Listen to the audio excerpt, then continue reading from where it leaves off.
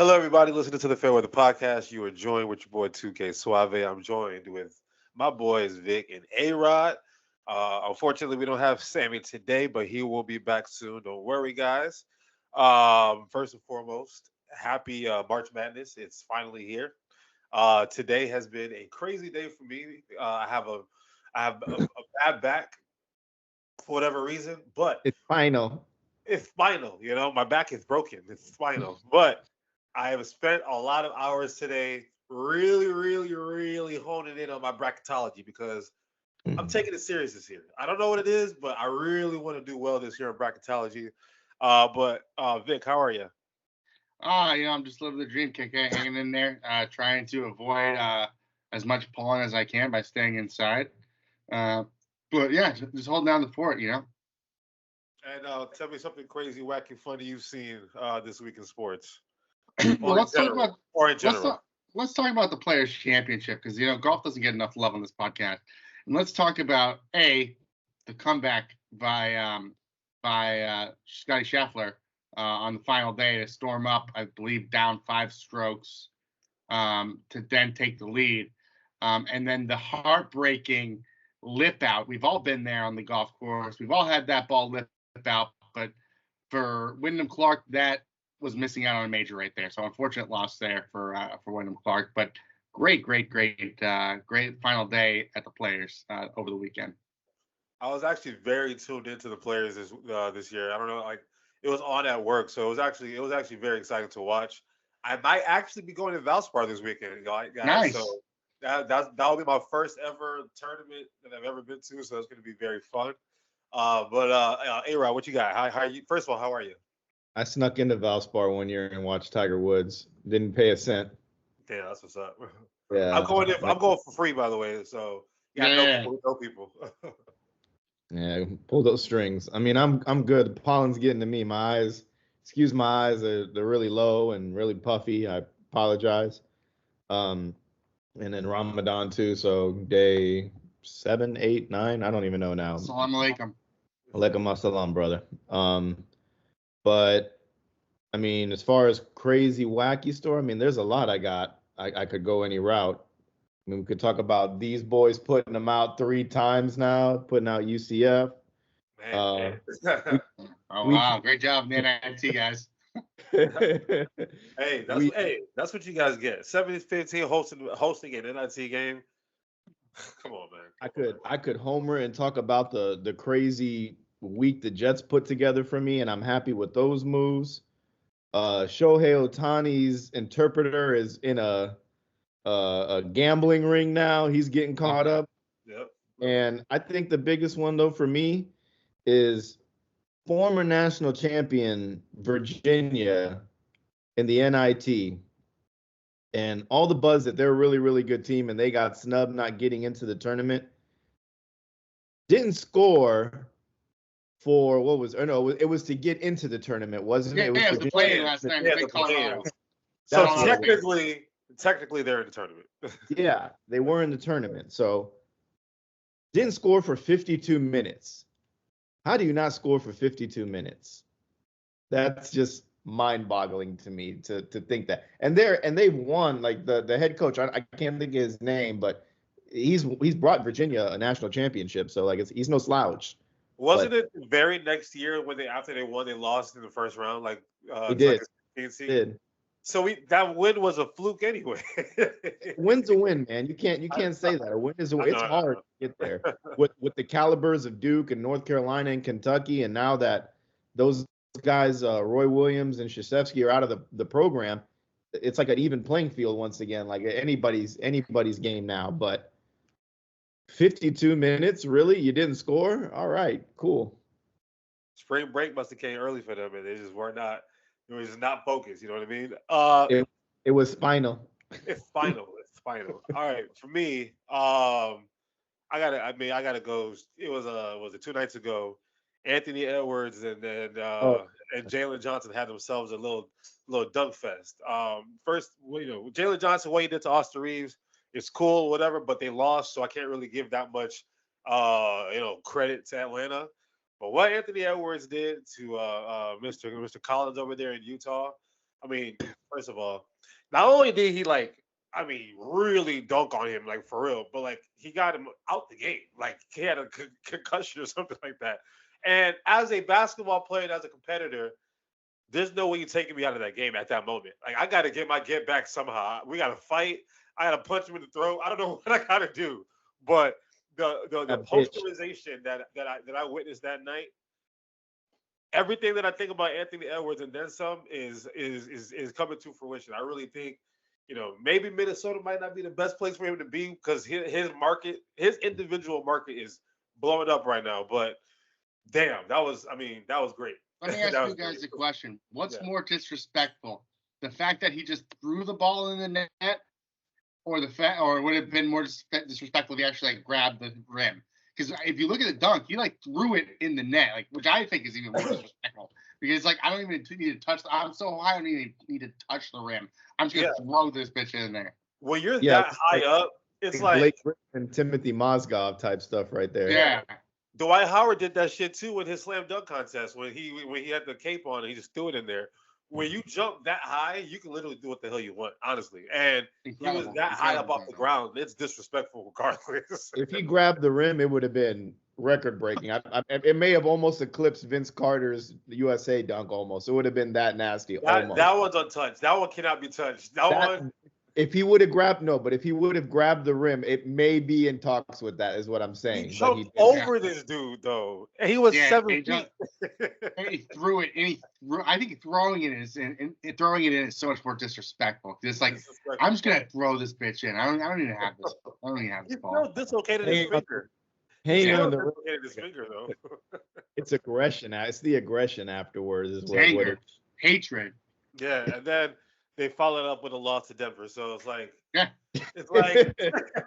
no matter what, Denver is still the class of the West. No matter what we think about everybody else, it's still Jokic's league. And then we'll get to the NBA in a little bit. But let's get straight to bracketology real quick.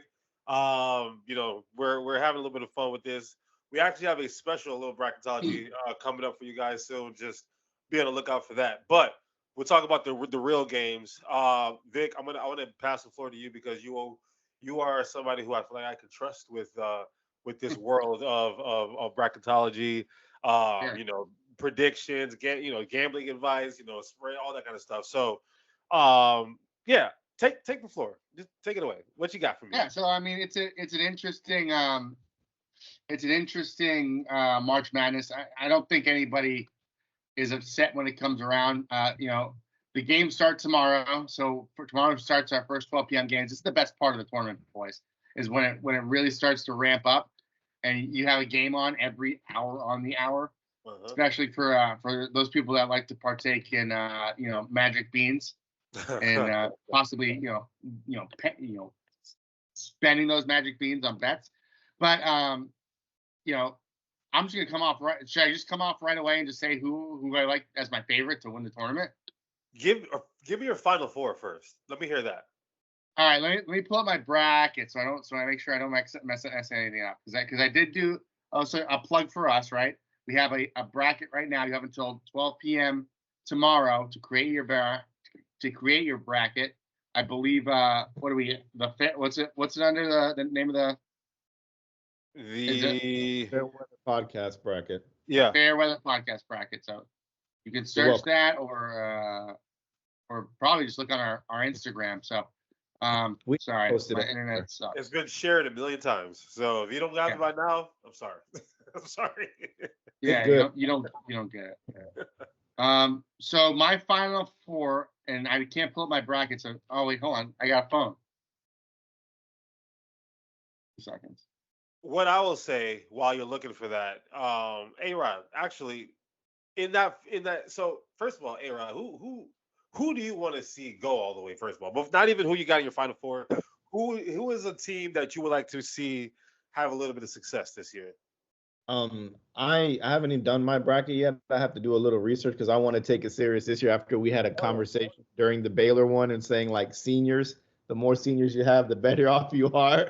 I kind of want to look in on that. I'm looking for UConn to repeat, man, because I felt like the program died, and I like seeing the resurgence of it.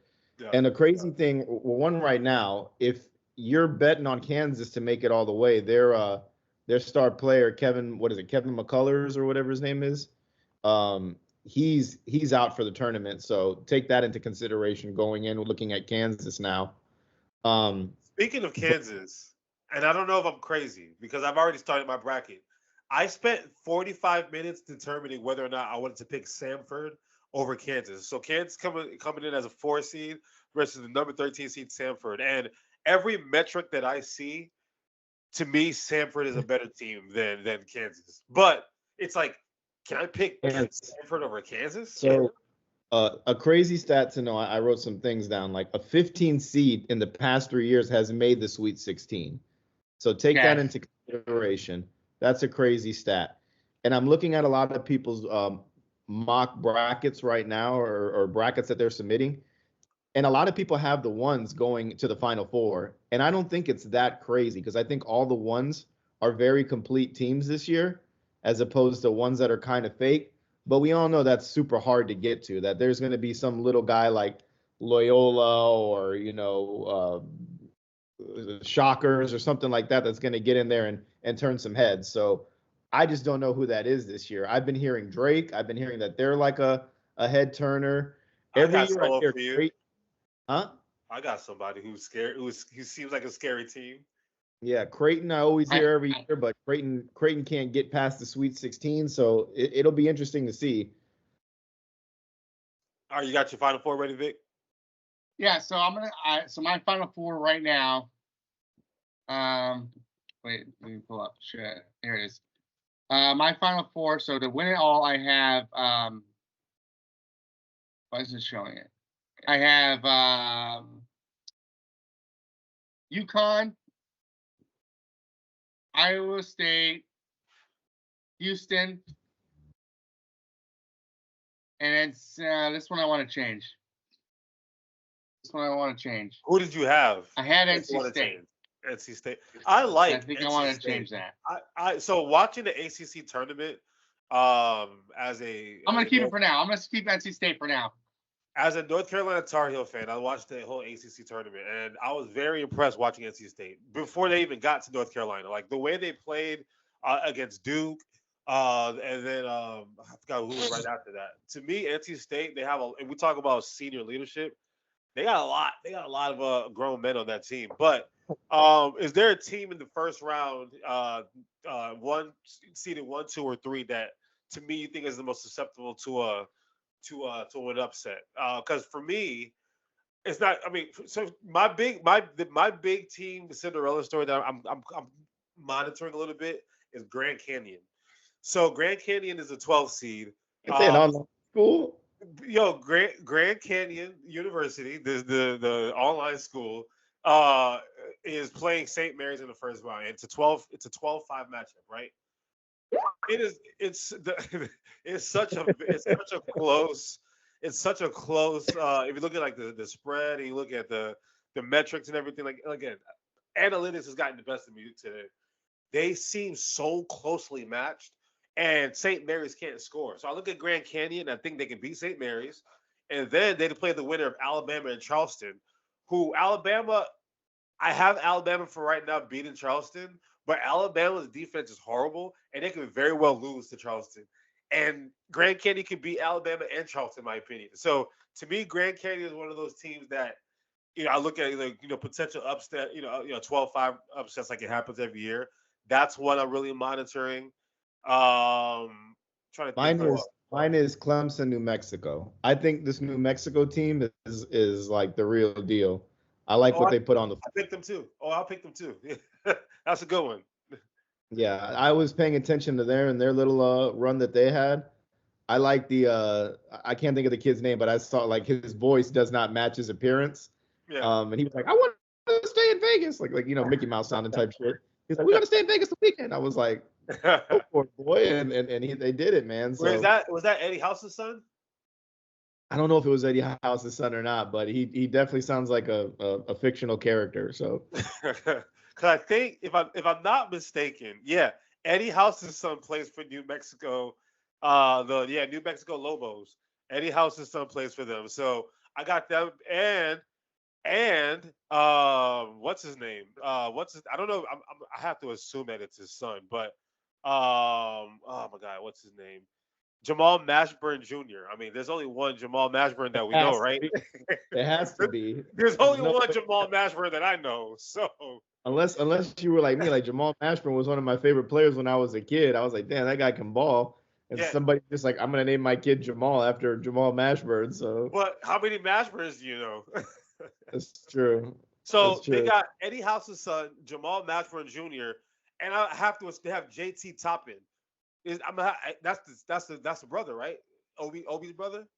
I don't know. I think he just has Jacob, and that's it. I don't know if there's another topping unless I could mom have. and dad are pop, unless mom and dad are popping them out like hotcakes. Where A are lot they of from? a lot of top going on in that family. Do you know where they're from? They're from New York. They're not from. Is JT Topper related to Obi? He is the younger brother. Yep, that's the Is younger. That's the younger brother. Yep. So they got Jamal Mashburn Jr. They got Eddie House, Eddie House's son, and they got a Toppin brother. They got NBA lineage right through them. So to me, this time of year, you want to have somebody who has that kind of moxie to him. I like what I see from New Mexico. So that's somebody that I have as well. But how far do you think they can go though? oh, they got to play Baylor next. It ain't happening. I'm You don't sorry. think what do you think? I don't Baylor does not scare me. Right now, because that's where I'm at in my bracket. It would be an 11-3 matchup. If you look at, because I have ESPN Plus, so it kind of gives you some like, Me you too. know, whatever. So right now, the way they have it in the simulation, I guess they run the simulation like 1,000 times or 10,000 times, and they put the percentage of how many times that the team wins. Baylor's only winning 53% to 47%. The decision tree is 51%, 49%. Power ratings 56 to 44%. So to me, they're very right here. And I know Baylor's had a pretty good last couple of years, but New Mexico they can really do something. When they got that kind of when you got that kind of family lineage, you could do something. I like that. I like Sorry, that guys. jersey, by the way, Vic. I really do. I appreciate that. Hey, look who it is. Hey, okay. I like it. I So, like it. Next time you got to get the so jersey. You got to get the jersey next time. this is a jersey. No. You got to buy the damn jersey, a Rashford jersey. No, Sammy's got to buy that damn Rashford jersey. I love Rashford. I think I'm the only one with the damn jersey. So for those that are off the pod, I had to step away for a second. For natural purposes, and those natural purposes were actually hindering my mind from speaking earlier, so I wasn't able to actually discuss what I wanted to discuss. I was actually my actual final four was UConn, Arizona, Houston, and Creighton. That was my Elite Eight that I had said earlier, so I apologize about that. I like Creighton a lot because you were talking about pedigree, KK. That's a pedigree for me. Now, when it comes to Houston, I think I'm here every year with Houston where I'm like, this is their year. This is the year. They're finally going to get over the hump because they've had a successful basketball team for quite a while now. So It's nice to see them continue to go. But the reason why I think this is their year is I'm going to bring up your guys' favorite stats here, the KenPom rankings. In the KenPom rankings, Houston is ranked second in adjusted efficiency this season. That's their highest ranking, I believe, in the past. I know at least 2 years, but I believe this last 3 years is their highest ranking in the KenPom since being in the tournament. So I think this is probably one of their better chances to make a statement in the tournament. So if you're asking me for a number one seed, other than UConn, that's going to win the Final Four or win the whole tournament, I'm going Houston. But Connecticut is my team this year. I think that they've proven already. They're, according to KenPom, ranked number 1 in adjusted offense, number 12 in adjusted defense. That's a good mix for me. You want to have top 15 defense and a top 10 offense in the tournament because defense is what matters in the tournament. Let's be honest, because the defense is something that doesn't leave you, right? Yeah. During the tournament, shots are gonna fall. Shots are not gonna fall sometimes for these guys on the big stage, but typically their defense stays pretty stout. and that's why I like Houston, and that's why I like Connecticut in the final in as far as a possible champion to be cutting down the nets later in April. I take issue with Arizona because it's with me with Arizona. It's fool me once, fool me twice, fool me 1,000 times now. Arizona has ripped my heart out millions of times now, and it's like I saw something on Complex Sports or something like yesterday. There's no team past in the hemisphere, in the West Coast, past Texas since Arizona won it in '97. That's won a national championship.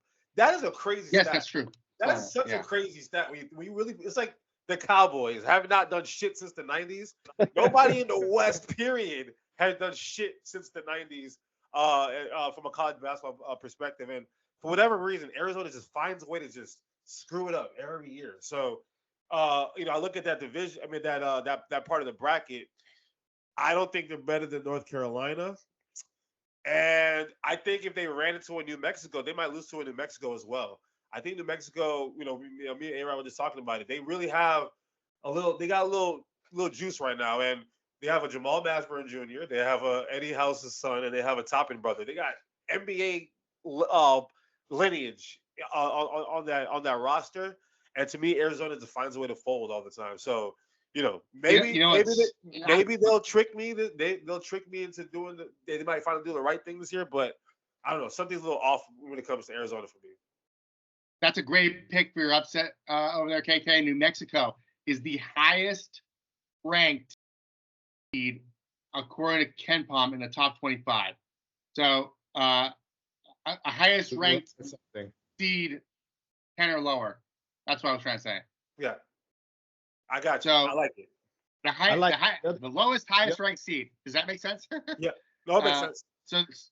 So they're 22nd in the KenPom, and they are an 11th seed in the tournament. That makes them better, according to KenPom, better than Kansas, better than Colorado, better than Texas Tech, better than Texas, better than Florida, Colorado State, Dayton, TCU. Those are all teams that are ranked above them. Clemson, Boise State, all teams that are higher seeds.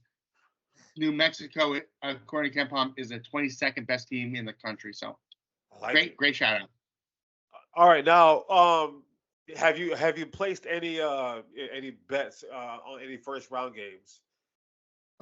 Not yet. I usually wait till the day of. That's my thing. I like to wait till the day of. Okay. See how I'm feeling. I will say that today my locks would have been I had Colorado minus 2.5. I have Colorado minus 2.5 against Boise State, and I have Montana State over Grambling minus 4.5. Now it looks like Montana State's effing around a little bit too much there, but there's still 136 left in the second half there. So I think if Colorado is able to pull it off today, I like Colorado beating Florida as well. Because again, I've been studying this all day, and Colorado to me is just a better team than the Gators this year. So we'll see how that goes. But A-Rod, do you have any locks? Has Shotgun Guy told you anything that we need to know of? Shotgun Guy hasn't told me anything we need to know of. Another team that I'm like really high on is Nevada getting out of the first round at least. I like Nevada too against Dayton. I think I had that as well, actually. Yeah, we're on the same page. We're on the same page, brother. Yeah, I got that too. Yeah, we're on the same page, brother. Who's your Final Four? I don't have one yet. I have to sit down and do it. Like I did, I fucked around, and then I found out at the end it was really bad. I didn't like it because I just had like the number one seeds because I'm kind of high on them. I got to kind of sit down and look at it, from a non-biased perspective and do a little bit of research. And I'm with you on Arizona, but there's something about this year that I kind of want to drink the. I think getting Caleb Love from UNC is like maybe the chip needed. So I'm kind of feeling Arizona making a good push. But I'm not. I was kind of high on Kansas, but knowing that the one player's out, right. I'm taking them out in the second round to Gonzaga. Sure, I'm taking Samford at this. I'm just gonna do it. I'm doing it officially. I'm doing it right now, live on air, because I needed a reason for me not to pick Kansas, And thanks to you, A-Rod, you just gave me that reason not to pick Kansas. But are you on the same page with Vic as far as like UConn going all the way? Vic, you got UConn going all the way, right? I do. Okay. I'm kind of high on that right now, not because I'm a UConn fan or anything like that, but they brought back a lot of players, and we say the more you bring back, the more experience you have in these tournaments, the more mature people that you have. Yep. And the center that they have, he's got a head like Barry Bonds. So here's one thing I want to allude to that I want to talk about really quick before we go to the next topic, is we have like a lot of love for these overseas players and all these bigs that are coming from overseas, yet we're growing homegrown talent that is huge. Like, who was the kid who was from Iowa that won Player of the Year that was like a 7-footer, and I don't even think he got drafted, or he won second round, and now he's like not even in the NBA anymore. He was like Player of the Year in college basketball. There's two guys, the guy from Purdue, and there's three actually. The guy from Purdue, the kid from Duke, and the kid from UConn. They're 7-footers, man. Like, why aren't we trying to work? Can they stretch the floor? I'm sure they can stretch the floor. I'm sure, like, it's just kind of, if you've given the nod as college player of the year, it's not because you're a slob. You obviously can move, you can do things, but to not even be considered as a first round pick is just a little bit odd to me. I feel like most college Naismith winners never do anything in the NBA. Yeah, the last one that was an All-Star, I think was Zion. Has Zion been an All-Star? Yeah. So Zion was the last one. And you got to think the European game, the way they play, and Gilbert Arenas has been talking about this over the last couple of months. Oh yeah. They opened up the game for the European player to come in and stretch the floor. Like, the reason why the offense is so crazy right now is because there's nobody clogging the paint anymore. So when you have a 7-footer like Edney, or however you say his name, clogging the paint, it's like it's harder to run the offense how you want to run it. Whereas you have Domantas Sabonis out there that can pass, shoot, everything. You got Jokic, pass, shoot, everything. It's all the way down. Just think of every big European that we have. Kristaps Porzingis. It's like now we got Wembanyama, 7'12", can do everything. So it's like that's what the NBA seems to want. They want that floor, the spacing to be there, the floor to be good. But also those guys are playing against professionals overseas as well. On top of Wemby that, was playing against professionals. Right. He was playing against old men. Luka's been a professional basketball player since he was 16. Like, damn. Yeah. I completely, and again, this kid Sarr is supposed to be the first overall pick from France too, big guy. My gripe is just that we say we don't have any homegrown talent. Well, we're forcing kids to go play in college or, go to the G League, but how many get to go to the G League? And even at that, it's like leapfrogging the thing with college, and then it doesn't make sense to me. Like, if there's guys, Chet Holmgren figured it out. Chet Holmgren's like, you know what? Screw it. I'm gonna figure out how to play, how they want me to play, and that's why he's gonna have a successful career. Like, you got to adapt. That's just what it is. Oh no, I agree, but I'm just saying, like, they're grooming these kids to do that. Like, they're just not like they're not. I see the big shoot threes. I saw the kid from Duke shoot threes. Like, I get that. So it's like, don't say we don't have homegrown talent because you're sending scouts overseas to find the next big thing. It's just mind-boggling to me that we're in this era. I know we're trying to move on. Oh, sorry. Go ahead. Sorry, I cut you off. Oh no, I'm done. Oh, this brought up a fun game that I wanted to play real quick. I'm sorry, I know I just brought something on the spot, but I saw another outlet do it, and I know you guys have a wealth of knowledge of old basketball. So I want to ask you, who is one tournament hero who you thought was going to make it in the NBA? Like, you thought for sure this dude was going to make it. He was a tournament hero, and he just didn't. He didn't have the career that you thought in the NBA. Jeremy Lamb. One tournament hero. Jeremy Lamb, that's a good one. Yeah, I really expected a lot from him because after Kemba, I was like, yo, they just gonna be producing NBA guys like that. That's a great one. Mine will be Shabazz Napier. I thought he was going to be something good when Miami, what was it? LeBron vouched for him, and then LeBron left. I was like, damn, man. I thought they were going to play together. I thought it was going to be good. I thought Chalmers was finally done there. Yeah. I'm going to go a little bit around the same time period. I'm gonna go with Jimmer Fredette. Oh, I Jimmy. thought he was gonna be Steph Curry 2.0, dude. He was so I was reading a post. Oh well, it was because of Stephen A. Smith. He was talking about the top 5 most exciting college basketball players that he's watched. First of all, his list was terrible because he didn't mention the Jimmer Fredettes and the like what are do you remember Jimmer Fredette? Like how fun that was? Like It's insane. that was so much fun watching him play back in the day.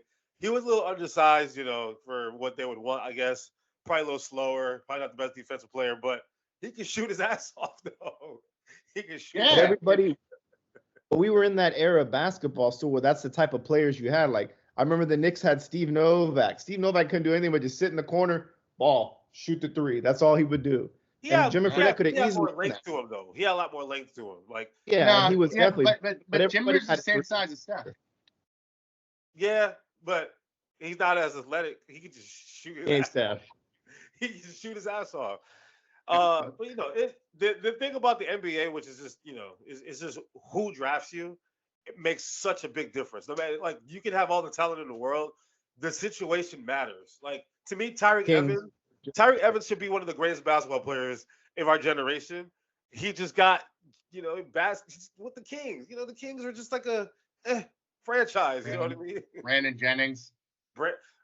That was injury. That was injury because Brandon Jennings. Oh my God, that was injury though. But yeah, that's a fun little game. We got to go back to playing some games, A-Rod. Talking about some old college basketball players because this is the time of year that makes us all just happy. You know what I mean? Like it's just we got people at work who know nothing about college basketball, but the moment March Madness hits, everybody wants to do a bracket. Everyone's so excited. People are picking their brackets based on he looks the best on the team, or this guy's mascot the best. I got another one going way back. I thought Rashad McCants was going to be really freaking good in the NBA from what I saw. Oh my God! Rashad McCants was so good in college. He was a dog in college. Don't get me wrong, but the moment he got to the NBA, I'm like, his head is not right. And that team, I'm thinking about it. Sean May was like, what was it, like a number 5 pick or something like that? Like that was a weird era because like Adam Morrison should have been better, but obviously that didn't pan out. Like that whole mid 2000s, that's basically the era we're talking about. The mid 2000s, college basketball to me was at a point in which the one and dones weren't really a thing yet. You know what I mean? And I think some guys maybe stayed in college too long, or the coaching wasn't. I don't know what it was, but those mid 2000s was just a very strange time for college basketball players that entered the league, and we saw a lot of them not really become what they were supposed to become. I mean, Greg Oden. Greg Oden got into the league at the worst possible time because they got his style of big didn't exist anymore. It's on the way out. Yeah. No, it was on the way out. But Greg Oden was successful in the beginning. He just started to get injuries. Even Brandon Roy alluded to it, that he was so dominant when he was with the team. If he didn't get hurt, the sky was the limit for them. But Brandon Roy too, man, that's another one. Those damn knees. Yeah, but he was good. He had a good NBA career. He made All-Star games. He could have been like the best, like one of the best players in the league. Tracy McGrady too, Grant Hill too, all of those guys. But they still had good careers. I think you hit the nail on the head though, KK. It's the team that you go to, and if you think about that whole entire North Carolina team, Rashad McCants went to the Timberwolves, and that was post Kevin Garnett, so trash. Sean May went to the Bobcats. He had Kevin Garnett for a little bit. He had him for a little bit. I don't think he did. I don't think because he got drafted in like 05, 06. Kevin Garnett left in 07. Hansborough's another one on that North Carolina team. Hansborough, if he just would have learned how to shoot the three in the NBA, he probably would have been around for a few years. But I don't know, because like his game could have been like Udonis Haslem. Udonis Haslem was, I mean, that was basically his game: mid-range, play physical, and then be the enforcer. Hansborough wanted to be the enforcer, like, and I think Indiana, if they just had like a little bit more success, his value would have been a lot better. Because I mean, what's the difference between him and Haslem? Honestly, it was the same game. Same game. Crash the board, shoot the mid range, and bother the other team. You know what I mean? So, but yeah, that's but yeah, I also got UConn taking the crown this year as well. Just to put that out there, I think we haven't seen a back-to-back since Florida, which is crazy. That wasn't. That was like 2007 and 8. That's Yeah, a like long Al time Horford, ago. Joakim Noah. Like Joakim Noah's retired now. I know, right? Al Horford. How's Al Horford was the still only in the one. NBA? Like He learned how to shoot the three. Corey Brewer gone. That little Yeah. point guard gone. Like all of them are gone. And then we got Mr. Al Horford still hitting 6 threes the other day. Like Yeah. his game is just it's like age. It doesn't age. It doesn't age. So good. And So good. and we have to see y'all in the playoffs again. We already know Embiid does not want to see him. It's like we already know. Giannis took the day off because he don't want to see him today. Yeah, but let's actually, you know what? Because I want to get to the NFL because I want to talk about play a little game with the free agency real quick. But while we're on the NBA, might as well just streamline into it real quick. Since we do have the number 1 seed here, Mr. Vic. First of all, you guys are playing Milwaukee right now. How's that game going? 69-50 something last time I checked. All right, cool. So look at the East, right? Do you legitimately think that Milwaukee, because like we look at Milwaukee, they seem to be better for whatever reason when they don't have Giannis on the court and his Dame, the offense runs 100% through Dame. I mean, that game against Phoenix, he had 30 and like 15, 16 assists. Like I think Chris Middleton coming back helped a lot. But do you think that you'll get to a point in which you truly fear, like take your fandom out of it, like just really think about it. Is there a space where the Celtics should really start fearing the Deer? I fear them all. I fear the Milwaukee Bucks. I fear the Sixers. I fear the Heat. Those are the 3 teams that I definitely fear the most in the East. I think if you're looking at the type of player that Giannis is, I mean, the guy can get to the rim whenever he wants. So, yeah, absolutely fear that. If Dame shows up, the thing is, can he do it for 7 games? That's what makes me feel good about our matchup against if we were to play Milwaukee. Philly probably scares me the most out of any team in the East, mainly because of their depth. I think they're really deep. What doesn't scare me about them is, what's Embiid's health going to be like when he comes back. Yeah. I'm sure he can turn it on for a game, 2 games, 3 games, but is he going to have that stamina? Is he going to be at that NBA ready, where he's going to be able to give you, 30 plus minutes a night on that travel schedule that, even though, Boston and Philly isn't that bad, but it's still traveling and he's still a big guy. So, that's the only saving grace. But I'm terrified of both of these teams, and still the Miami Heat. So the Heat, something to me, I don't know if they're going to be able to put it all together anymore. I think we've seen the best of the Heat as they're presently constructed. I think that a move needs to be made over the offseason to fix something. But to me, I don't know what to make of them. A-Rod, your team is obviously good. You got Josh Hart playing 48 minutes still, and it's like, when is Thibs going to learn? So, what is your level of confidence with your head coach right now, with just everything y'all got going on? With Thibs, like everybody's like, he deserves so much praise, and in the back of my mind, I'm like, once one of these players goes down, the roles are going to reverse. They're going to reverse, and they're going to be calling for his head. Oh, he plays everyone too many minutes. Like Josh Hart, I love the guy to death. He's getting every stat known to man. He's trying to go for quadruple doubles every game. Like, I get it, but rest them, and just don't put Jericho Sims in the rotation. Like, put somebody else there. But Thibs, I don't know how to, like. I'm happy they're doing well, but there's too many times I see players fall on the ground. And I'm just like, there it is. There it is. It's gonna happen. It's you can't play 3 guys off the bench. You just can't. You got to find ways to get the other guys in. And I'm really starting to hate the NBA more and more each day, because I watched the Warriors game and the Knicks game the other day, and I'm talking to Volcom, to Shotgun Guy, and I'm like, they just keep shooting threes. Like, I know what's his face, Trace Jackson Davis had a good game that game, but go yam it on that motherfucker. He's only like 6'9". Go in the paint and score. Do a mid-range shot. Yeah. They're just camped around the three-point line shooting threes. And I'm like, do you not know this is how the Warriors won 4 championships was off of this shit?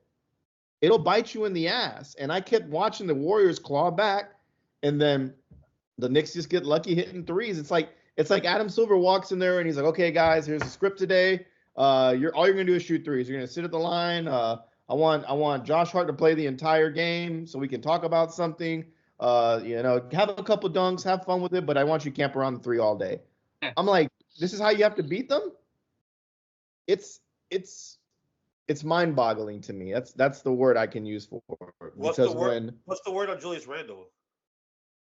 There's still no time frame for it. I know he's traveling with the team and he's practicing, so he's making progression, and so is Mitchell Robinson. I think Mitchell Robinson is back in a week or two. And OG should be back in a week or two too. But I want to see how all 5 starters are going to play together, and I want to see who the 5th starter is going to be, because we know Jalen's starting, we know Randall's starting, Mitchell Robinson will get the center again. OG's going to be there. I wonder who's going to be. Is it going to be DiVincenzo or is it going to be Josh Hart? I like DiVincenzo. I like both. All the Villanova guys, man. It's like, they're easy to love. But all right, Vic, I like Vic. We got a little love for the Orlando Magic, right? And Paulo Banchero is the Magic only a half game back of the Knicks for that 4th spot. So there is a world in which the Magic can get home court advantage and get to host the Knicks for a 7-game series. How likely do you think Orlando can really push the Knicks to the limit and possibly win the series against them? I know it's tough. Is it likely? Is it likely? No. Is it? I mean, I just there has to be something said for being there before, right?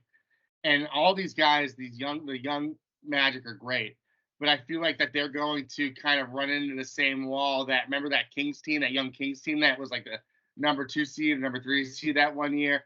They kind of made it to the playoffs and then immediately got bounced about it. I think it was Golden State, right? Yeah, it was Golden State. Yeah. And a lower Golden State seed. It's just experience matters, and I think that the Knicks have the experience. And I if I was A-Rod, I'd be excited. That would be. I would rather be playing the Orlando Magic than the Philadelphia 76ers in the first round. That's for sure. And look at the Magic, for example. Let's say they do get home court advantage. They're 24-9 at home. So, I don't know how much I would be able to carry over, to the playoffs. Obviously, it's a different ball game with that. And Mosley, this would be like this would be his first playoffs, right? Like he hasn't coached with them yet for playoffs and stuff. It's very interesting. I am happy to see the Magic doing well. So. A-Rod, we might have to go to a Knick game for the playoffs if that's the case. Might have to go see your boys. That seems like a good time. There'll be more Knicks fans there than Magic fans, that's for sure. For the playoffs? Probably. Yes. Damn. For even the regular season, there's more. All right, cool. All right, you're right. I mean, I went to a Laker game and it was 65% Laker fans there. So, yeah. All right. In the West, A-Rod. What do you see in the West that's standing out to you right now? Because you look at the top 6, between honestly 5 and 7, that can kind of change. But for the most part, I'm looking at Dallas, Phoenix, LA, and Golden State for those playing games. To me, they feel pretty locked. I could be wrong. Again, I mean Sacramento, Dallas, literally right there, but. Is there anything in the West that's like really standing out to you that we need to keep an eye on? Because whenever you say keep an eye on something, we should. So I mean, what do you got? The Rockets. Keep an eye on the Rockets. Dude, man. Took mine. Their fucking Price is Right guy going up the mountain right now. Oh, I didn't notice 6 in a row. Oh my god. 6 in a row, 8-2 in the last 10. 8-2 in the last. Oh my god, I didn't notice that. The Rockets, the Mavericks, Suns, Lakers, and Warriors, like. I know I told you I had the Lakers to win it all. Still, I'm still sticking my guns to that, man. But I think they're dog shit, man. Like if AD's not rolling, and if I just you know when you get like a feeling that something's gonna happen, and Johnson carrying over Black History Month to dunk over Austin Reeves kind of like solidified that, man. He's like, this is They for Black still History lost. Month. They got blown out still though, so it's like, oh well. They did, but Austin Reeves, like, man, all that. If anything to add to that, Golden State might be in more trouble if Houston's really on their tail. Because to me, LA, they're the tough part of the schedule that was this whole month, basically like those first 15 days of this month. They got through it, playing hovering around 500, avoided any major injuries as far as like to their big players. Whereas Golden State, we talk about identity crisis and all that stuff all the time on the show, and to me, they're still stuck in yesteryear, knowing that their future is with Kuminga is bright, and Trey Jackson, he looks like a good player too, but you still got Clay coming up the bench, and it's still kind of weird. You don't know what Draymond you're gonna get. You don't know if he's gonna explode. You don't know if he's gonna have a triple double. And then Steph, I think those Draymond times are done. I think he knows his role now, not to be an enforcer, but controlled enforcer. Yeah. And then Phoenix, Kevin Durant has struggled a little bit too. Fuck Kevin Durant, man. Struggled a little. It's a thing, bro. Because let's be honest. Look at the top 3. Look at the teams in if there's anything I'm happy for Phoenix for is bringing back Isaiah Thomas and giving him a chance. If there's anything I'm happy for Phoenix for. It's only 10 days. It's only a 10-day contract. I know, but still, like, if they cut him in 10 days, like, fuck them then. OKC would lose to me to all those teams in the play-in. Denver will win. Minnesota could lose to all those teams in the play-in too. Like, honestly, like, I don't know what Cat's gonna look like if and when he's able to come back. Like, to me, it's like the West could be such a weird place, that we're living in. It's weird. Two other things to pay attention to are the Nuggets have been playing possum this entire time. Of course, they're going to be one in the West again. They were like what 4 a couple weeks ago, and look at them now. They're 8-2 again. I don't even think they care about seeding, honestly. I don't think so either. I think they're fine in the West. Like they're the only team that's fine in the West. Right. Not Ja. But the Pelicans too. The Pelicans, like, they're also 8-2. They're turning heads. If they're all healthy, I believe like they're a scary team to watch for, because they do have experience on that team. And CJ McCollum and what's the Lithuanian guy, Chunas, and Brandon Ingram too. But I think that they're crazy, scary, young team that can be good. And if Zion apparently is in shape, and Zion looks like he wants to play basketball, which is wild. He's jumping again. He's jumping. I saw that picture the other night, man. Oof. Yeah. Was that one of you guys that sent me that Zion like dunk is like the shot? It was like the Space Jam dunk. No, that was Wemby. That was like long arm stretched. Yo, Wemby. And me and Sammy got to talk again about Wemby, because Wemby. All right, Vic. Are you sure you want to take Wemby, or you still take Kristaps right now over Wemby? Right now. This season, yeah. Still. Yeah. Let him die. Kristaps has had a great year. Have you not? If Wembanyama doesn't win Defensive Player of the Year, it's because he probably won't, because his team is not good. It's a robbery. It's a blind highway. I mean, like That's fine. Our team doesn't need defense. We need a post scorer. You oh my God. What can Wemby do to impress you? The dude is amazing. It's nothing against Wemby. It's I like Kristaps more this year. Now next year, of course I want Wemby. If you're saying I can have this guy for the next 10 years, it's a no-brainer. But for this season, to win a championship this season, I want the guy that's proven. Wemby still gets lost on defense sometimes. On offense, I sent you guys that video where he's just clogging the floor. He doesn't know split. He doesn't know spacing. The guy doesn't know spacing. So that's rookie shit. I will say that he's still a rookie, and he's all his statistics that he's getting is the fact that he's just talented, like supremely talented. But I also do think that San Antonio is a horrible franchise right now because they they go out of their way to make sure they don't feed him the ball. Like I'm watching the game, I was like, yo, they don't want him to be successful. If they allowed him to just be himself, he would average 30 right now. But at the same time, his spacing isn't all that great. It's a different game going from France all to the US. It's obviously everything's a little bit different. And he will figure it out, he will figure it out along the way. But that I'll give you that basketball point. You made a good basketball point there. His spacing is not always the greatest, but that's because he thinks he can do everything, which he honestly can. He can. He just, I think that's the approach that he takes. Like, I'll block that shot. I can get this ball. I can get this steal. I can get this assist. Like, he could, because he's Stretch Armstrong. He could be in so many places at the same time. So, that's fair. That's fair. But so we should be on the lookout for the Pelicans and the Rockets.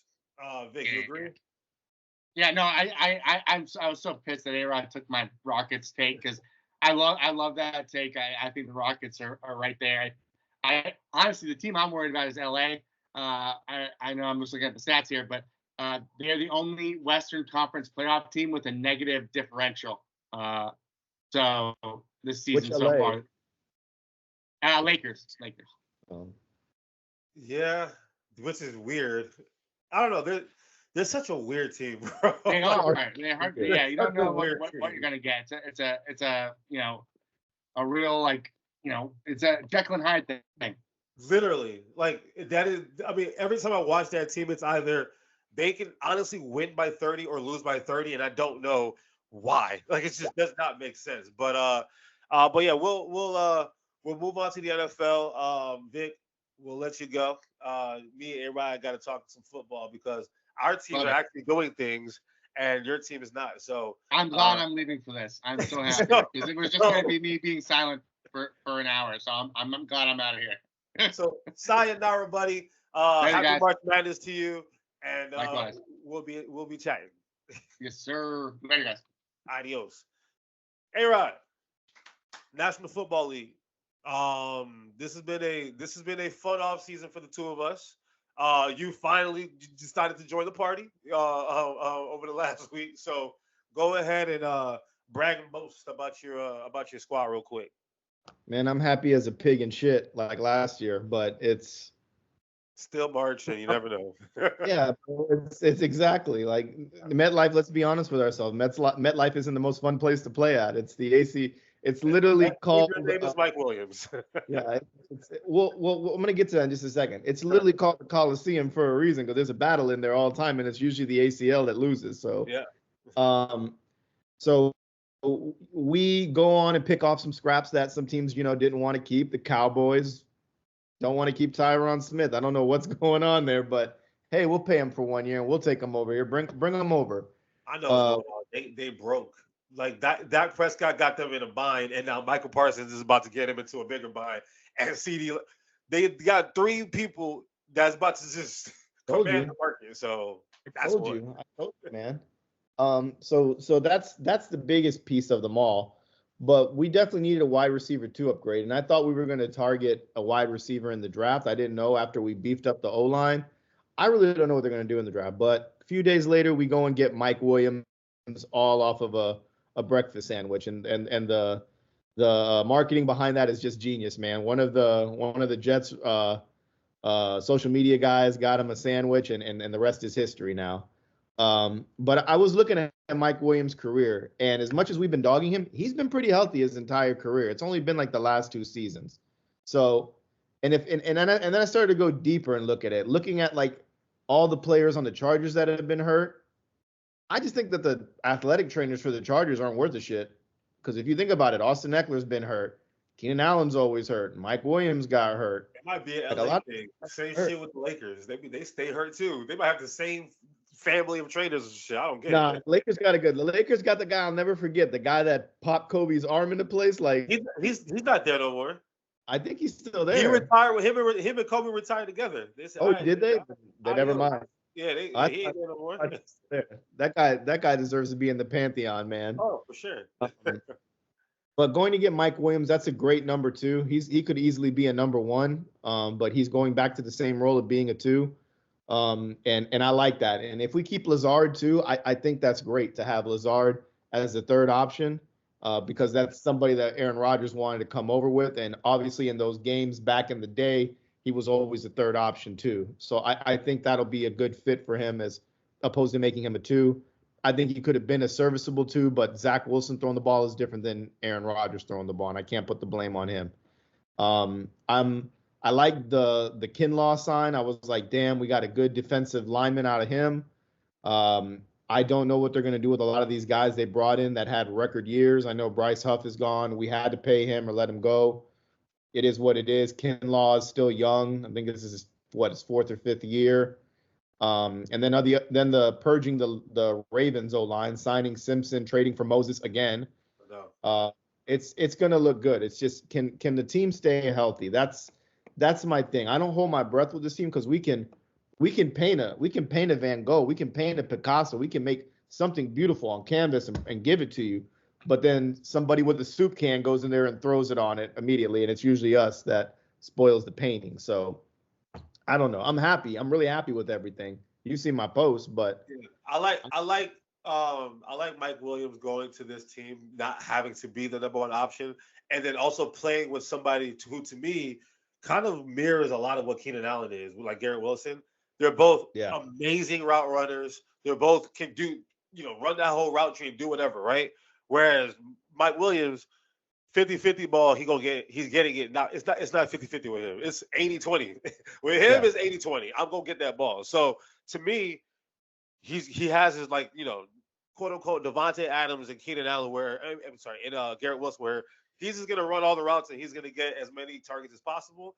And then when he gets tired, when the defense is tired of I gotta deal with Garrett all day, Mike Williams is gonna get whatever coverage, whatever one-on-one he wants, and he's just gonna be feasting. On top of the fact that you got this dude named Breece Hall coming out the backfield who can do whatever he wants. Alan Lazard, if he's right, he can be good. Xavier Gibson from last year, he started to pick it up towards the end of the year as well. I like him too. I like him more special teams, but yes, he's an okay 4th option. Yeah. So now it's all right, and now you have protection. So with that, you have the protection that you've been looking for. You got the weapons that you're looking for. The defense, has been fine forever, right? What will be the excuse if it's not health, A-Rod, for you guys not making at least a run? Not necessarily winning it, because the AFC is tough, but what would be the excuse if you guys are unable to at least just make a run if it's not injury? Aaron Rodgers has an inauguration speech. Oh my God!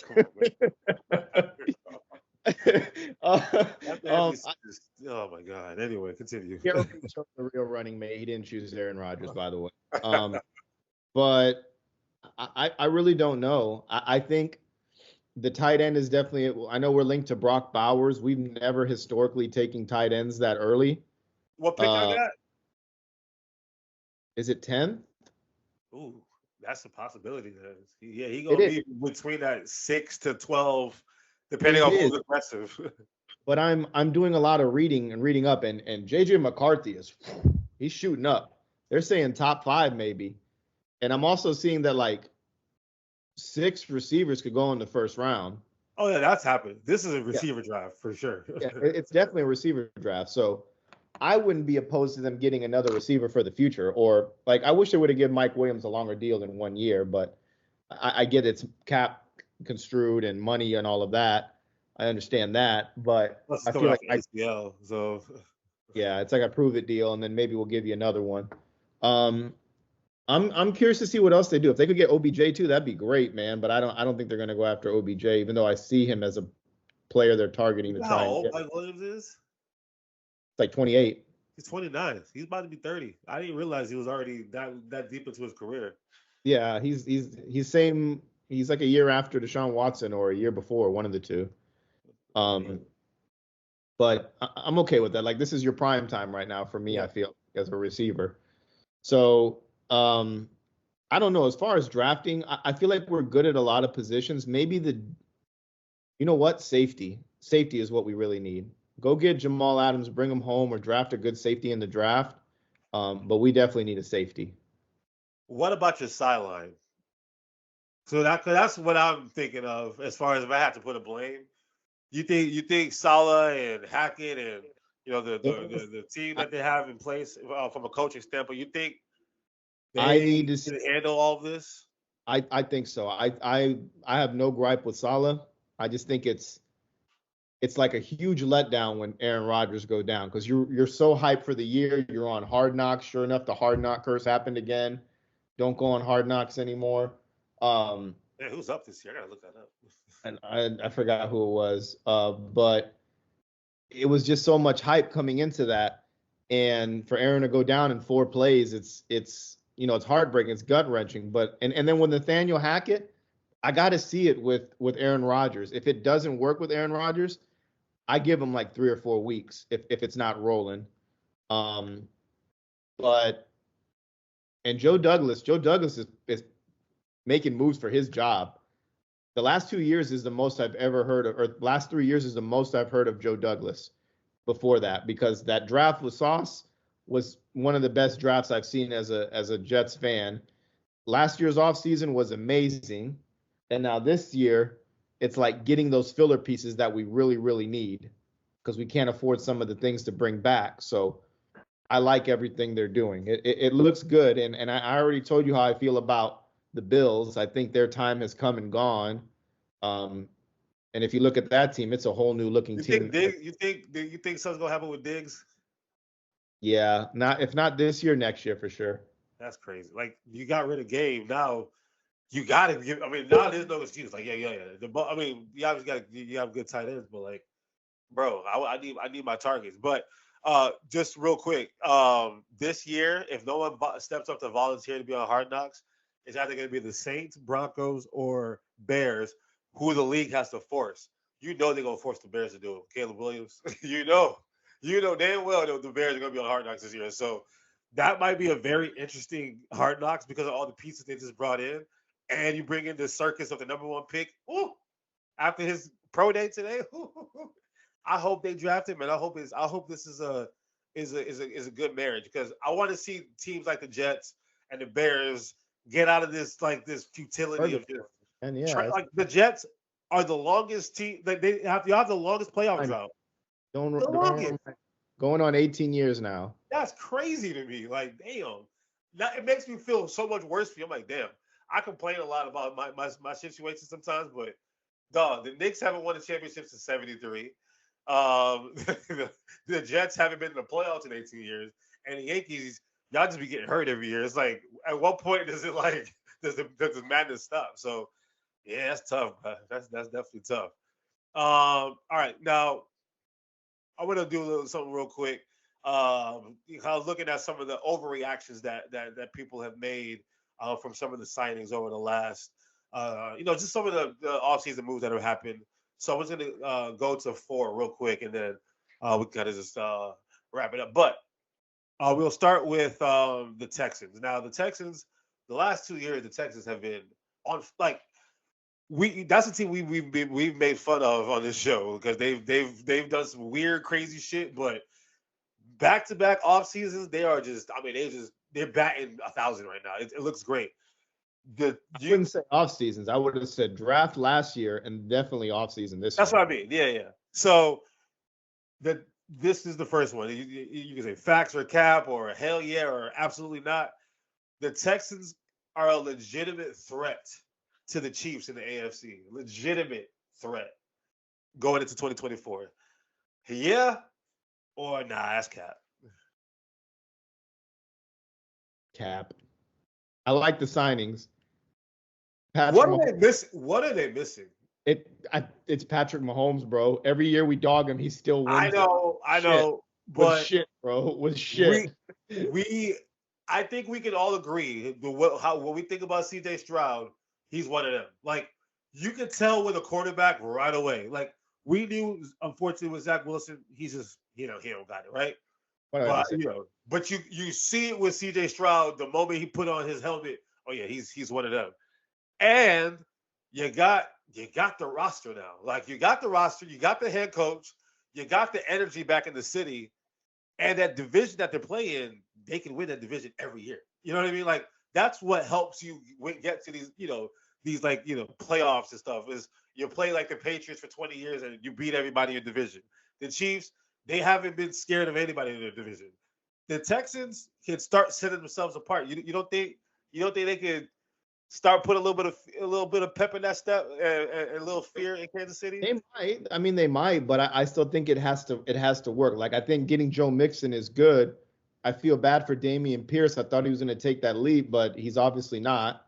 They didn't like him. Something was off. They didn't like him. Yeah, I don't know what it is, but he's just not good. Yeah. But Joe Mixon is a really good player to get because he doesn't fumble the football. I think he's the longest tenured running back right now that has like the least amount of fumbles or something like that. I forgot what his stretch is, but he's been on my fantasy team like 5 years in a row. Yeah. And then who else did they get? They got some other good players too. Let's look at the Texans offseason because like when we start did make some good moves. Yeah. I mean, and that's the thing, because it all started with the little moves that they made last year when they went and got C.J. Stroud, and then when they got Will Anderson, who you've been big on Will Anderson since college, and likewise too. So right now their quarterback room, C.J. Stroud, and then they got Case Keenum, whatever, right? Running backs, they got Joe Mixon.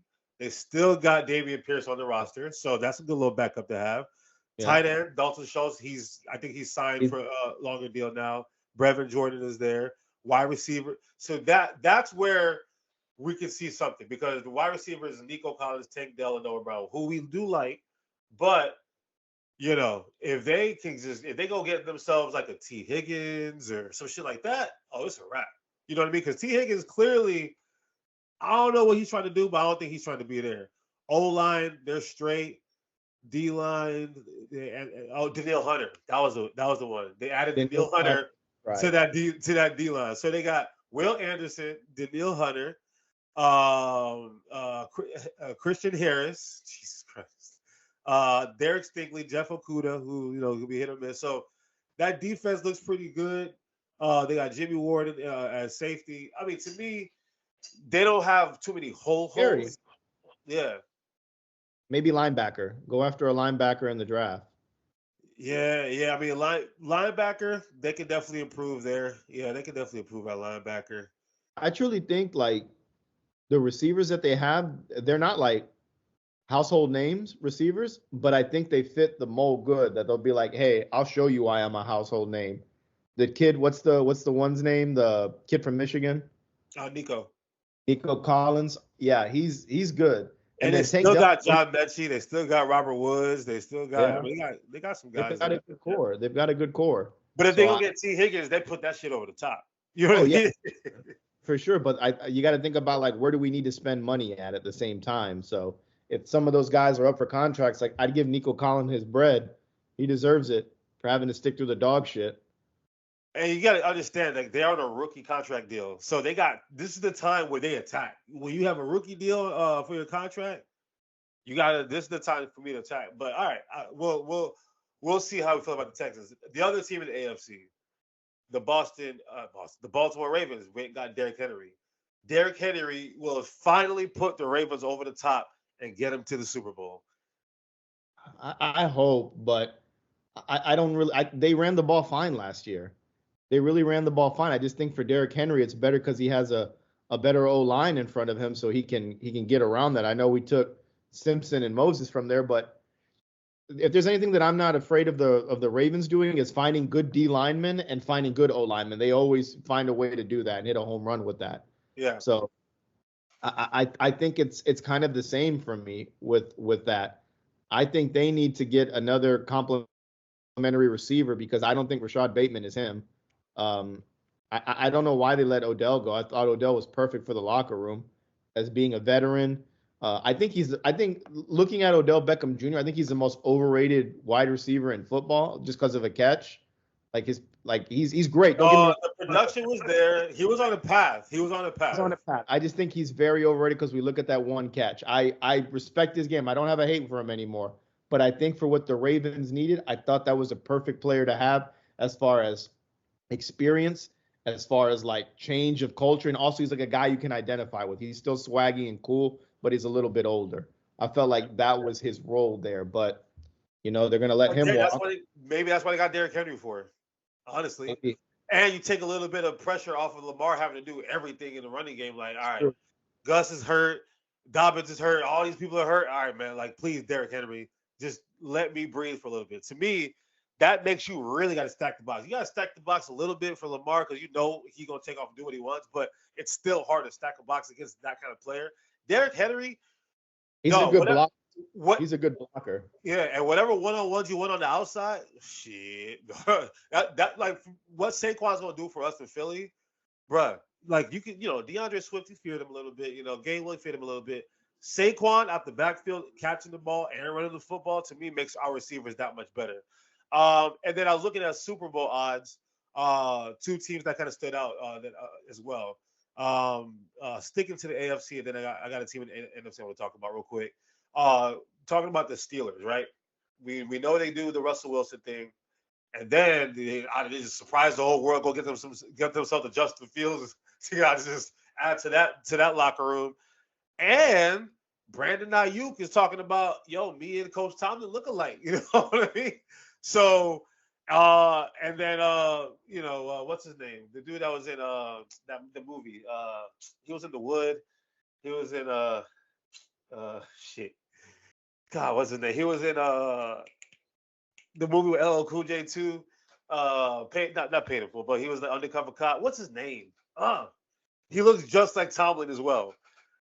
Oh, Omar Epps. Yeah, Omar Epps. Yeah. I saw a meme that said Omar Epps. It was like him. Like, damn, like having to play two people at the same time. You have to play Brandon Ayuk and Mike Tomlin in the movie. Spider-Man.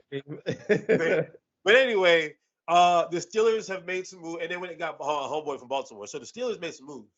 Now, their Super Bowl odds went from plus 8,000 to plus 5,000, which is still pretty big odds, but things seem to be trending in the right direction for them. And we look at the Steelers like, damn, if they had a quarterback, well, now they got two to choose from: one who's a veteran who they can trust, and one who can go take that job if something happens. There's no facts or cap on this one. The Steelers. Where's your heart at with them? I like everything they're doing. I think getting Justin Fields was smart because if it doesn't pan out with Russell Wilson, you can move on for that, and you have a guy that started, that's proven. And if there's anything I'm happy about is the Bears. Like, they took less for Justin Fields to make sure that he goes somewhere that's successful as opposed to. Are you sure? That was going to be my spin-off question. Do you think they just screwed the pooch and overplayed their hand, or they were trying to do him a solid for real? I want to believe they want to do him a something because Ryan Poles isn't that old, and I think he's a relatable guy. And I honestly think that they didn't want to move on for Russ, but you got to listen to the big boss upstairs. It's like we need to get people in the stands. We need this. This is what we want. So I think they did him a solid, and I think getting less for him, I want to believe that in my heart because they seem like that type. Have a big heart, brother. I know. It's the NFL. They don't give a shit about no players' heart. I feel like what's that dude from Complex that was interviewing Vince Staple? He's like, when he was like saying people come to your house, he's like, oh, you have a good heart, man. Light skin dude. Yeah. When it looks like Jalen Hurts. Yeah. No, I want to believe that because Ryan Poles, if there's any GM that I feel that like doesn't know, like what's the meme of the guy that is like in the elevator is like day 32, I still don't know what I'm doing. You know what I'm talking about? The guy that's like elevator job. I feel like that's Ryan Poles in a way. Like, I don't know how this guy got the job. Maybe he's just very intellectual and really, really smart. But you gotta know people, dog. You gotta know people. Back to back, he's been put into prime real estate. And it's just mind-boggling for him to be there again. And like this year, he's like, we have to take the first overall pick, man. Bruh. We shouldn't have the first overall pick, but the Carolina Panthers were that bad. So the Bears are having. I mean, think about it. The Bears did not have that bad of a season last year. I think they had 6 wins, 7 wins. With all the shit that was going on with that team to start off the season, they finished off the season fine. They got fortunate with the fact that Carolina was bummy and they got this number 1 pick. So they were kind of playing with house money. And now look what they've been able to do. They've been able to go get Keenan Allen. They've been able to go get this guy, DeAndre Swift. They've been able to just bring in some talent, knowing that, I mean, it's clear as day. I'm seeing Caleb Williams on interviews today. They've been asking him about the Bears already. Like, they know. Everyone knows. Keenan Allen was there in Bears Keenan uniform. Allen was there. Come on now. Like, come on, man. Like, Keenan Allen was there. So it's the best. It's the best kept secret, quote unquote. We know he's going to the Bears. So to me, whatever Poles is doing, the strings is working because he's about to have a rookie contract on a rookie deal, not having to worry about no re-upping his 5-year. You know, he got 4 or 5 years to play with right now. Technically, he's got like 3 or 4. And Caleb Williams, to me, he's ready. Like, I don't see. We saw with C.J. Stroud, he came in, he was ready. I think Caleb Williams is ready. Like, I don't see a learning curve. I think Drake May is not ready. Jaden Daniels, as good as he is, to me, it's going to take some time for him to figure some things out in the NFL. J.J. McCarthy, I love the guy. I hope the right team drafts him. But when we look at the quarterbacks right now, to me, Caleb Williams is ready to roll. He's already been getting paid millions of dollars in college football, so money is not going to change him.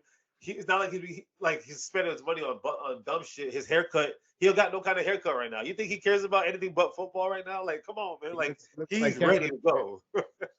Yeah. So I like where the Bears are at. Plus, the division is. I mean, the Lions. You know, I know we love what the Lions have done, but the division is still not like one. Like when Aaron Rodgers was there, we know Aaron Rodgers is going to win. Like, it's not like that. To me, the Vikings are falling off quick. The Packers are getting better. The Lions are still going to be good, but to me, we're going to have 3 pretty good teams next year in that division. So I do like where they're at. So, but still, they got shafted. Like, to me, they weren't doing a solid. I know the Steelers were on Justin Fields' list, but to parlay that to a 6th-round pick with the potential being a 5th if he plays 51% of the snaps, which you know it's not going to happen. To me, that's wasted value. Because I mean, if that was the case, I mean, you know the amount of teams that were looking for a quarterback, and Ryan Poles did say it would only be right for me to trade him prior to free agency. Well, he waited till Kirk Cousins found a home. He waited till this guy found a home, that found a home. So to me, he overplayed his hand a little bit. But the Bears are still going to be fine, and the Steelers are still going to be fine. But I did mention Kirk Cousins, Mr. $400 million man with 1 playoff win. But you can't hate on him. It's not his fault. His agent is a dog. You know what I mean? Like that. But Atlanta missed Matt Ryan so much when they went and found themselves another Matt Ryan and they got themselves a Kirk Cousins. My facts or cap question to you now. The Falcons, with all the weapons that they got, because Kirk, it's not like Kirk's the bad quarterback. You know what I mean? There's nothing wrong with him. It's just the situation. He never has a defense. He never has a defense. We know that division is theirs for the taking. Baker's gonna do his thing, and we love that. But Mike Evans is only going to get a year older and a year older, and we'll see. They did a good job bringing back Whitehead and some of the players that they brought back, but that division is there for the taking, right? You think the Falcons? We talk about threats. You think the Falcons could be like a legitimate, like Super Bowl threat, like it's legitimate because Super Bowl threat, no, but win their division, yes. The only thing that I think is bad is the head coach. I'm not a big fan of the head coach. Yeah, only because when he got the Bucs head coaching job, I think I told you the story. My girlfriend at the time, huh? He was on that booger sugar with Doug Martin in them. Yeah, he was, bro. My girlfriend at the time said that she was working at Omni Resort on the way out there to Orlando, and she's like, "Do you know who Raheem Morris is?" I'm like, "Yeah, that's the new head coach of the Bucs." She's like, "He's like having a huge party here with like all his homeboys celebrating, I guess, his new job, and they're just like drunk and high out of their mind." And she's like, "I'm pretty sure they're doing all types of these different drugs, and there's women here and stuff." Yeah, that was 14 years ago. That was like he was like 34 years old or whatever. No, what were we doing 14 years ago? I don't want to talk about that. I get it. I think he's more mature, but I don't know. I think when you see someone and you're like, that guy's a good defensive coordinator. I think that's what Raheem Morris's job is he's a really good defensive coordinator. Yeah. I don't want to air the guy's dirty laundry or whatever, but like I just remember that vividly in my head. I was like, damn, Raheem Morris is getting down like that at Omni Resort, huh? Who is their who is their offensive coordinator? I don't even know. Is it Zach Robinson?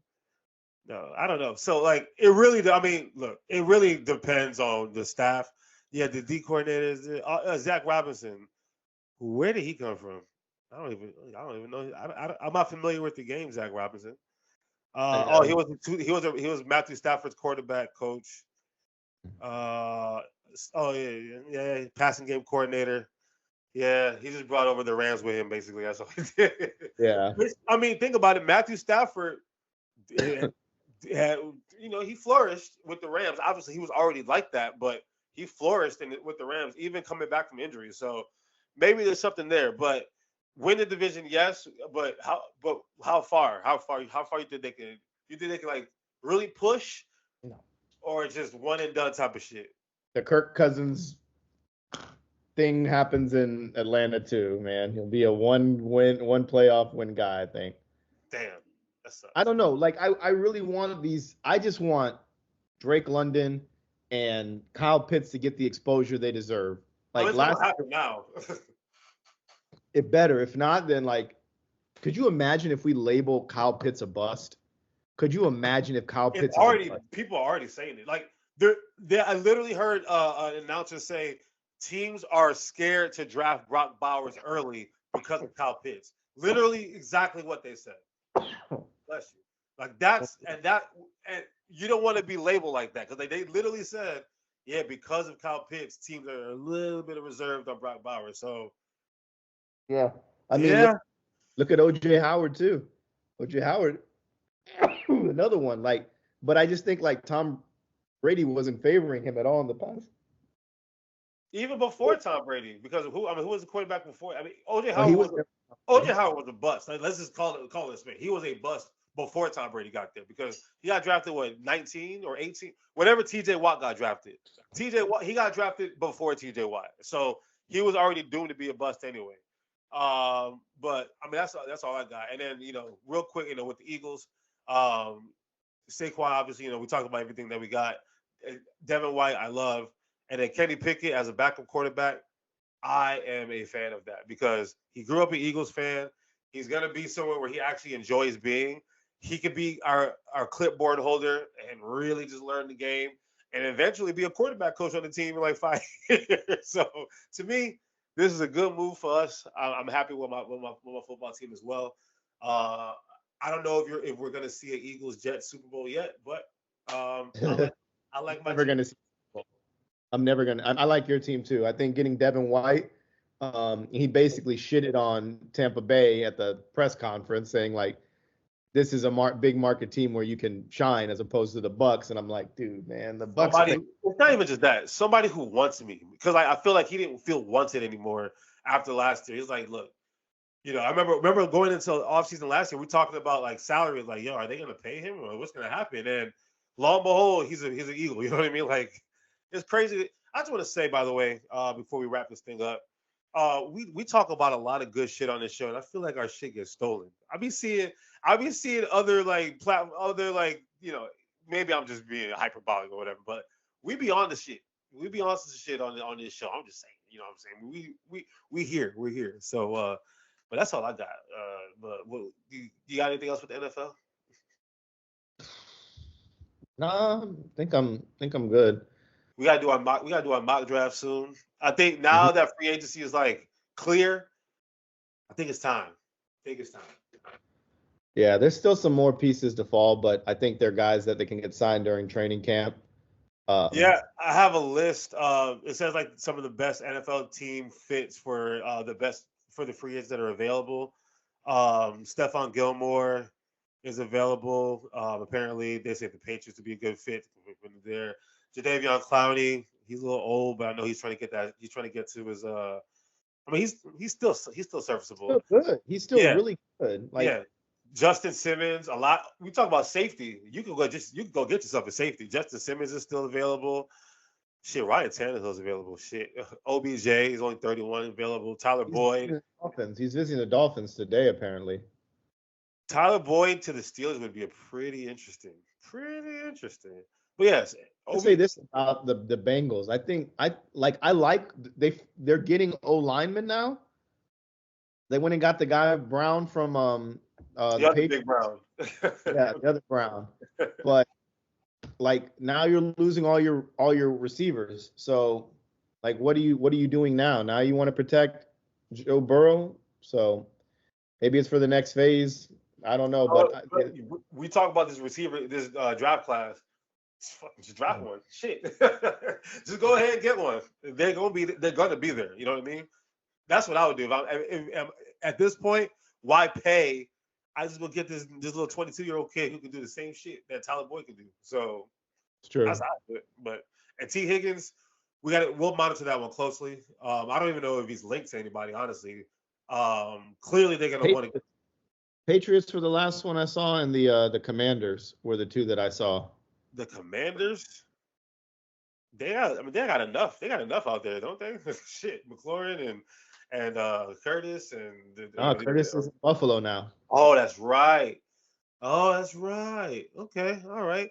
Well, as of 2 hours ago, Patriots looking at trade market to add veteran receiver. We'll see. Yeah, we'll see what happens with that.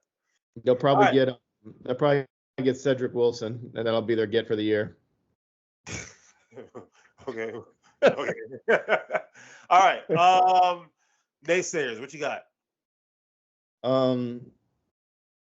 My naysayers, like, why you didn't let USF into the tournament, still mind-boggling to me. And then on top of that, you want to put us below UCF? 17 to 15. 17 to 15. Took care of the trash 3 times. Bunch of bums. Oh my God, bro. Like, that's all I need my naysayers to hear too. So ain't nothing to add to that. But yeah, come on. UCF, y'all. Come on now. My boss at work, he's a UCF grad. He got money, he's big boss, right? He's big boss. He said either if UCF wins, me and 2 other USF people in the office, we take him to lunch. But he says we only have to take him to like Yeoman's or some like little bar food place. But if USF wins, he said we could pick anywhere downtown. And we were like, so like Malio's? And he was like, yeah, Malio's. I like my steak medium rare, baby. Dom Perignon, please, sir. I like my steak medium rare, baby. Yeah, let me get that bottle of wine too. Matter of fact, make it two bottles, baby. Oh, I can't wait. He better hold up his end of the bargain. I ain't playing. I might have to scrap. We might have to scrap. He's just send him that passive aggressive work email. Yo, hope this message finds you well. He wasn't in the office today, so you know what we did? We draped up his whole computer with USF stuff. We got the flag on his chest. Oh, he paying. He paying up. Oh, I cannot wait to get my Molly goes, baby. That's all I gotta say. Naysayers. That's all I got. But anyway, A-Rod, where can they find the Fair Weather Podcast? You can find us on Twitter at fair_weatherpod. You can find us on Facebook, Instagram, YouTube. Just search the Fair Weather Podcast, and wherever you subscribe or listen to podcast audio, you can find us there as well. And for me, March Madness, dog. March Madness. I'm excited. I'm happy that it's here. I think I might have the bracket this year. I think I'm winning the league. So I'm doing my research tonight. So yeah, I'll be done by midnight. So let's get it. Adios.